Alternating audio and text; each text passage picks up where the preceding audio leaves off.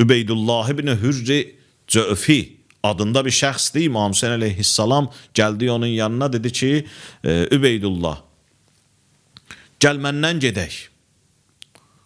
Ağa, mənim yaxşı qılıncım var, atım var, verim sənə, amma mənə üzürzü bil. Getmədi.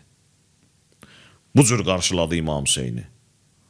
Amma Həbib ibn Məzahir, Küfənin yolları, şəhərin yolları bağlanmışdı, gizli şəkildə çıxdı ki, meydanda Zəhra balası tək qalıb. Gedib ağ saqqalımı, qırmızı rəngə qanıma boyamasam, heç mən insan deyiləm.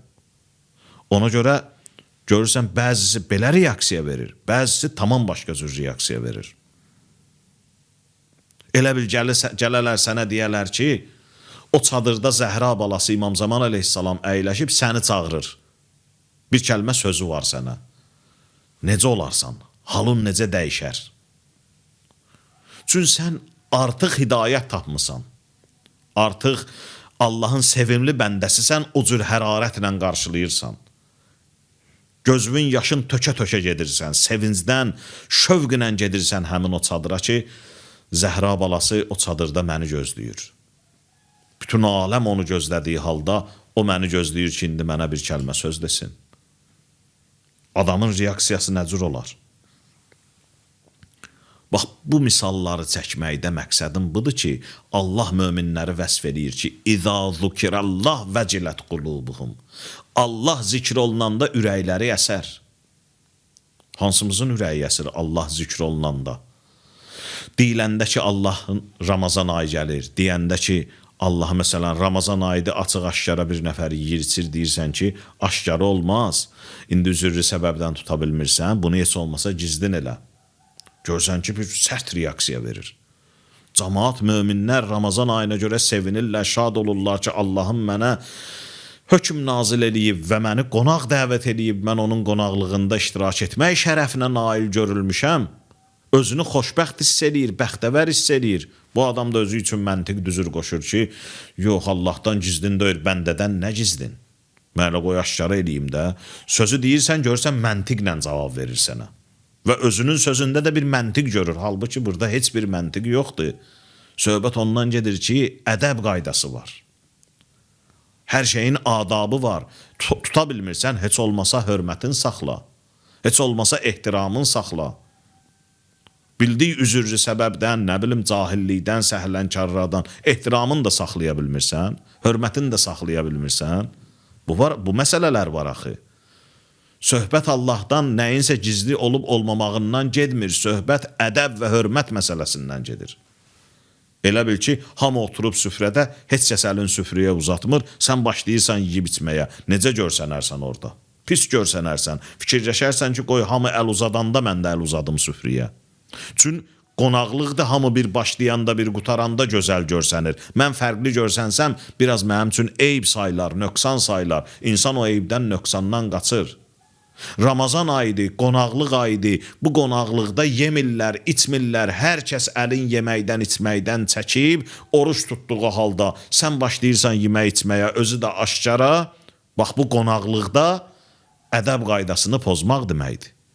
Bir adam ki, qonaqlığa gedir, ədəb qaydasına riayət etməlidir. Ədəb qaydasına riayət etmirsə, o adam ədəbdən kənar bir insandır.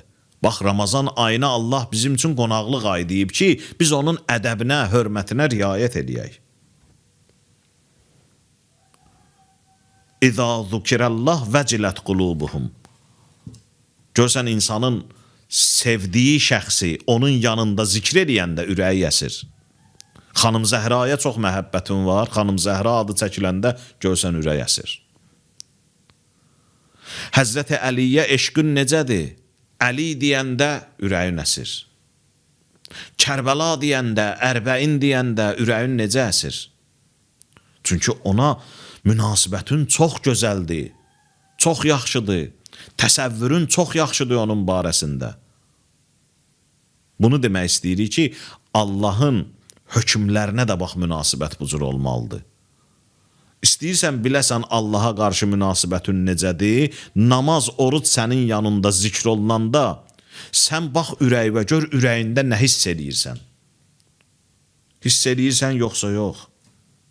Bir nəfər danışırdı.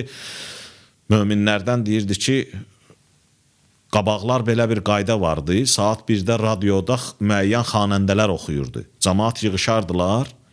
Həmin saatı gözləyərdilər, xüsusi gözləyərdilər. Bəziləri də bir yarım saat qabaqcıdan gələrdi, oturardı. Bir neçə adam yığışardı bir yerə, radionu xotlayardılar ki, saat 1 tamamda filan xanəndə oxuyacaq. Filan muğam ifaçısı oxuyacaq. Deyir, hamı həsrətlə gözləyirdi o saat, məsələn, 1 tamamı ya 2 tamamı. Və otururdular, elə sakitcə qulaq asırdılar. Hətta biri danışanda o birisi ona deyirdi ki, danışma. Hətta bizim el şənliklərində adətənənə də belə olub. Bir ifaçı nə isə ifa eləyəndə elə sakit qulaq asıblar ona. Amma indi gör dövr nə vəziyyətə gəlir çatır ki, azan oradan verilir, din xadimi buradan Quran oxuyur, hər kəs də öz söhbətində, öz işində. Bizim reaksiyamız nə oldu bəs? İzâ zukirəllah vəcilət qulubuhum. Danışırdı, deyirdi, mən bunların hamısını görmüşəm. Mənə şəxsən özü danışırdı. Deyirdi, mən bunların hamısını görmüşəm, amma indi də görürəm bu insanları ki, burada namaza çağırılır, burada Ramazana çağırılır, orada nə bilim Quran oxunur, amma hərə öz işində, öz keyfində, öz məşğuliyyətində. Yəni biz bir dənə saat 1-də muğam ifaçısının ifasına verdiyimiz dəyəri Allahın çağırışına, dəvətinə vermirik. Biz ona nə boyda böyük əhəmiyyət verirdik, amma o əhəmiyyəti indi Allahın çağırışına, dəvətinə vermirik. Yəni, bax, bu bizim müsəlmançılığımız. Danışırdı belə narahatlıqla ki, biz bu müsəlmançılıqla hara gedəcəyik? Allah bizim bu müsəlmançılığımıza baxıb bizə nə verəcək? Halbuki azanda çağırılanda deyir, həyyə aləs-səlat, demir gəl, deyir, tələs. Demir gəl, deyir, qaç. Həyyə alə xeyril əməl, tələs əməllərindən xeyirlisinə.